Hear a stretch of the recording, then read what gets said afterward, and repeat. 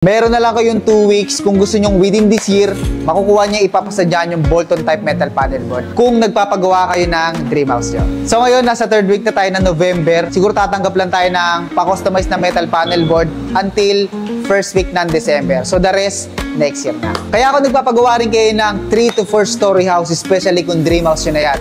At hinahabol nyo matapos ngayong December, tawagan nyo na agad yung mga engineer o electrician nyo, pa-compute nyo na yung loads, and then hingin nyo na rin yung breakdown ng mga breakers, tapos isend nyo na agad sa amin. Para nang sa ganun, bago magpasko at bagong taon, naka-install na yan sa loob ng bahay nyo. Nga pala, kung wala kayong idea kung anong electrical panel board yung magandang gamitin kung nagpapagawa kayo ng dream house, ito nga pala yung pinaka-safe at pinaka-magandang gamitin sa lahat.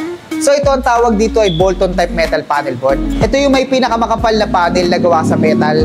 Ito rin yung may pinakamakapal na copper busbar kung saan dumadalo yung kuryente papunta sa mga iba pang breakers na magsusupply sa mga load sa buong bahay natin. At kung mapapansin nyo, talagang napakaganda ng panel niya. Hindi lang siya matibay, maganda rin yung itsura niya. So ito kasi mga ganito, usually talaga pinapasadya sila. And dahil nga pinapasadya sila, dito rin kayo may pinakamalaking magagastos. Pero yung kapalit naman ng gastos nyo na yon is 40 to 50 years na wala kayong magiging problema sa wiring ng bahay nyo. Dagdag ko nga lang pala, ito rin yung may pinaka-safe na termination dahil yung mga breakers na ginagamit dito ay talagang ini-screw sila. Ini-screw sa busbar, ini-screw sa panel. Kaya makakasiguro kayo na walang magiging loose contact na magiging problema ng breakers nyo in the future. And also, kung magpapasadya na rin lang naman kayo ng ganitong mga Bolton type metal panel board, gamitin nyo ng brand yun talagang best yung quality. So yung pinakamagandang gamiting brand ng circuit breaker sa ganitong mga klase ng panel ay itong GE brand na Bolton type.